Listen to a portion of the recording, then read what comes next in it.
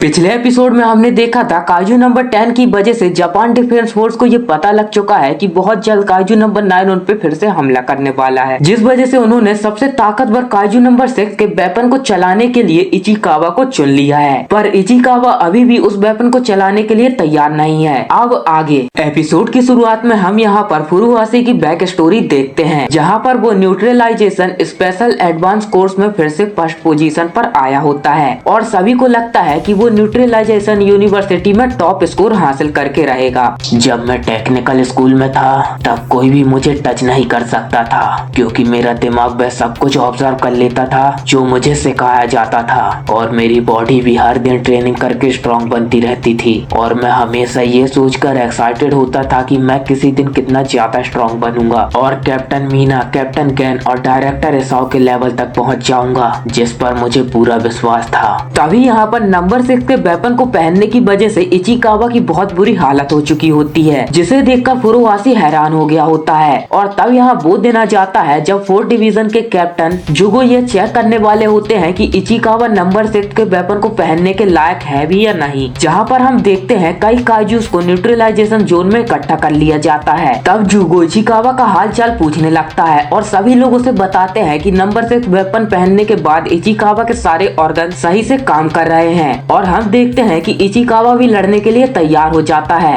तो ये है नंबर 6 सूट, ये तो अभी तक एक्टिवेट भी नहीं हुआ है, फिर भी मुझे इसके करीब ऐसा महसूस हो रहा है जैसे कि मैं इसके करीब ही जम जाऊंगा। मुझे यकीन नहीं आ रहा कि ये 1 महीने में ही उस कॉम्बैट लेवल तक पहुंच गया जिसमें ये सूट को यूज कर सकता है। मैं तो इसे ये दिखाना चाह रहा था कि रियलिटी कितनी मुश्किल होती है। 3rd डिवीजन से जो डाटा मिला था उससे हमें पहले से ही पता था कि इचिकावा शुरुआत से ही कितनी स्पीड से ग्रो कर रहा है। चाहे इस टाइम पर इसकी कॉम्बैट पावर किकोरू से कम है, पर ये उससे ज्यादा तेज लेवल अप कर रहा है। लगता है ऐसे ही लोगों को जीनियस कहा जाता है, पर असलियत में लड़ाई ट्रेनिंग से काफी ज्यादा अलग होती है। तो इचिकावा अब तुम अपने साथियों के साथ मिलकर इस होजू को डिस्ट्रॉय करोगे। ये एक मोड टाइप 67 है जो कि पहली बार 1967 में दिखाई दिया था, और ये हर 5 साल बाद धरती के ऊपर आता है। इसका फोर्टिट्यूड 6.4 है, तो इसलिए अगर मुझे लगा कि तुम इसे हैंडल नहीं कर पा रहे हो तो मैं खुद आकर इसे मार डालूंगा, और इसके लिए तुम्हारे पास सिर्फ 10 मिनट हैं। देखे क्या तुम नंबर 6 वेपन को इस्तेमाल करने के काबिल हो भी या नहीं। तब इचिकावा अपने साथियों के साथ काजू से लड़ने चला जाता है, जहाँ फुरुहाशी देखता है कि इचिकावा बहुत ज्यादा तेज हो गया है, जिस वजह से वो भी और ज्यादा तेज जाने की कोशिश करने लगता है। तब हमें पता चलता है कि इस मिशन के लिए इचिकावा को 10 मिनट इसलिए दिए गए होते हैं क्योंकि नंबर्ड वेपन यूजर की बॉडी पर काफी ज्यादा स्ट्रेस डालता है। तो इसलिए जुगो नहीं चाह रहा होता है कि इचिकावा 10 मिनट से ज्यादा उस स्ट्रेस को झेले। तब इचिकावा कम टाइम होने की वजह से और ज्यादा तेज हो जाता है, और जैसे ही उस पर हमला करने लगता है वैसे ही वो अपने पैरों से निकल रही आइस को कंट्रोल नहीं कर पाता, जिस वजह से वो काजू के हमले से बचते हुए नीचे गिर जाता है। तब उसके साथी वहाँ पर उस काजू को मारने आ जाते हैं। मैं इस टाइम लड़ सकता हूँ क्योंकि मैंने इचिकावा से वादा किया है कि मैं उसे बचाऊंगा, तो इसलिए मुझे भी इन काजूस को संभालना होगा। यहाँ पर काजूस का ध्यान जैसे ही फुरुहाशी पर होता है वैसे ही इचिकावा गोली मारकर काजू को एक तरफ से जमा देता है और एक ही गोली में एक पूरे काजू को मार गिराता है, जिसे देखकर फुरुहाशी हैरान हो जाता है। तब एक काजू फुरुहाशी पर हमला कर देता है। आखिरकार क्यों? मैं उसकी तरह ही काजू को एक ही बारी में क्यों नहीं मार पा रहा हूँ? मेरे सभी सपने तब टूटना शुरू हुए जब मैंने डिफेंस फोर्स को ज्वाइन किया। मेरे ग्रेड्स ऊपर जाना बंद हो गए और मुझे पहली बार रियल टैलेंट दिखाई दिया, और हर दिन मुझे ये एहसास होता रहा कि मेरे पास कोई टैलेंट नहीं है। मैंने बहुत ज्यादा स्ट्रगल किया, पर फिर भी वो लोग मुझसे आगे निकल गए और मैं उन तक नहीं पहुंच पाया। और उसके बाद एक रियल मॉन्स्टर सामने आया जो कि इचिकावा था। तभी एक काजू फुरुहाशी पर हमला करके उसे दूर फेंक देता है और जुगो उसे समझाने लगता है कि उसे खुद पर ज्यादा जोर नहीं डालना चाहिए, क्योंकि कई बार पीछे हटना भी जरूरी होता है। तब काजू फिर से फुरुहाशी पर हमला करने लगता है, पर इचिकावा बीच में आ जाता है और फुरुहाशी इस वजह से थैंक यू कहने लगता है, क्योंकि उसकी मदद से इचिकावा को खुद को संभालने का टाइम मिल गया होता है। तो इचिकावा उस काजू को भी एक ही बारी में मार डालता है और फिर से अकेले जाने लगता है। रुक जाओ इचिकावा, मुझे पीछे मत छोड़ो। तो यहाँ इचिकावा अकेले ही होजू के साथ लड़ना स्टार्ट कर देता है और अपने सूट की 43% कॉम्बैट पावर को एक्टिवेट कर देता है, और हम देखते हैं अब वो सूट की मदद से होजू के एक हाथ को फ्रीज कर देता है।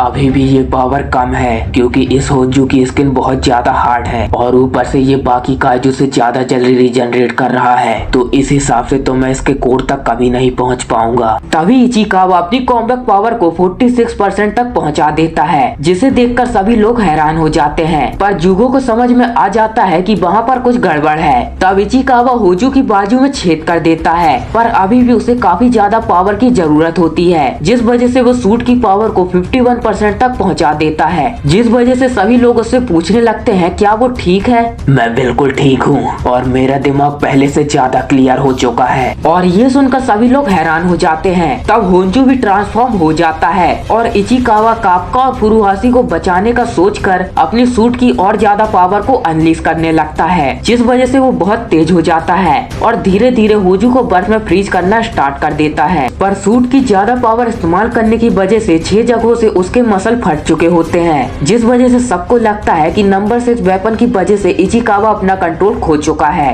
ऐसा नहीं है, क्योंकि इस टाइम ये इचिकावा की सच्चाई है। जब नंबर 6 वेपन अपने यूजर के साथ सिंक्रोनाइज करता है तो यूजर के अंदर बहुत ज्यादा एनर्जी जाती है, जिस वजह से ब्रेन के अंदर के न्यूरो ट्रांसमीटर की स्पीड और अमाउंट बढ़ जाते हैं, जिस वजह से उनकी ट्रू नेचर और ट्रू डिजायर बाहर आने लगती है और इसी वजह से यूजर खुद को डिस्ट्रॉय कर सकता है। और ये चीज ट्रेनिंग में इसलिए नहीं हुई है क्योंकि लड़ाई के दौरान आपके माइंड और बॉडी पर बहुत स्ट्रेस होता है, जिस वजह से काफी ज्यादा अजीब चीजें होने लगती हैं। और वैसे भी इस टाइम इचिकावा सबसे ताकतवर काजू से बना हुआ सूट इस्तेमाल कर रहा है, तो इसलिए जो उसकी माइंड और बॉडी के ऊपर स्ट्रेस है वो तो अलग ही लेवल का है। तो इसलिए अगर इचिकावा इस सूट को कंट्रोल नहीं कर पाया तो इसे मैं उसे कभी यूज नहीं करने दूंगा।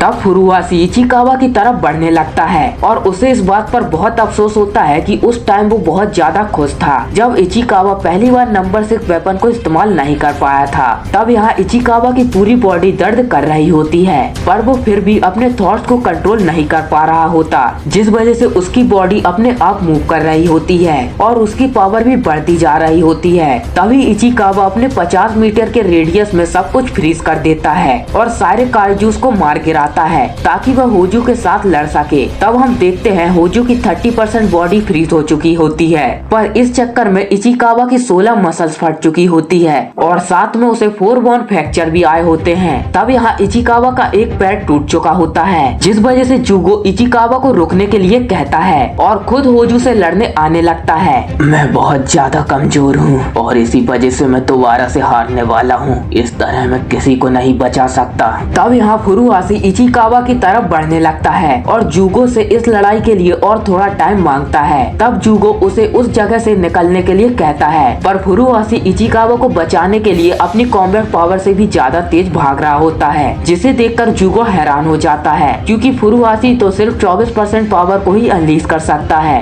इचिकावा सच में बहुत कमाल का बंदा है। वो हमेशा से हॉनेस्ट और हार्ड वर्किंग रहा है और उसे हमेशा अपने साथियों की चिंता रही है, जिस वजह से मैं उससे बहुत ज्यादा जेलस हुआ हूँ। तो इसलिए मुझे पता है कि ये नंबर 6 वेपन को चला सकता है। तभी फुरुहाशी उस आइस की दीवार को तोड़ देता है, जिससे कि वो इचिकावा के पास पहुंच जाता है और उसे फिर से होश में आने के लिए कहता है। तब इचिकावा जब होश में आता है तब वो देखता है कि फुरुहाशी उसे उठाकर भाग रहा है और उसने जुगो से लड़ाई का और ज्यादा वक्त भी मांग लिया है, जिस वजह से इचिकावा को उस होजू को हराना पड़ेगा ताकि वो नंबर 6 वेपन का इस्तेमाल कर सके। चलो इचिकावा, अब मैं इस होजू के कोर को उस पॉइंट तक लाऊंगा जिस पॉइंट से तुम आसानी से इसके कोर पर हमला कर सकते हो। तो फिर तो तुम भी खतरे में आ जाओगे। मुझे अंडर एस्टिमेट करना बंद करो और तुम खुद से भी ये सब कुछ करना बंद करो। तुम मुझसे छोटे हो, इसलिए चुप रहो और मेरी मदद लो। फुरुहाशी, तुम तो सच में बहुत ज्यादा कमाल के हो, क्योंकि मैं जब भी डरा हुआ होता हूँ तब तुम ही मुझे रास्ता दिखाते हो। तो चलो फिर इसे अब साथ में करते हैं। तब फुरुहाशी वहाँ से चला जाता है ताकि वो होजू को इचिकावा के निशाने पर ला सके। और दोस्तों, इसी के साथ यह एपिसोड यहीं पर खत्म होता है। अगर आपको वीडियो पसंद आई हो तो वीडियो को लाइक कर देना और चैनल को भी सब्सक्राइब कर लेना, क्योंकि नेक्स्ट एपिसोड इससे भी ज्यादा इंटरेस्टिंग होने वाला है। तो मिलते हैं नेक्स्ट वीडियो में, तब तक के लिए टाटा, गुड बाय।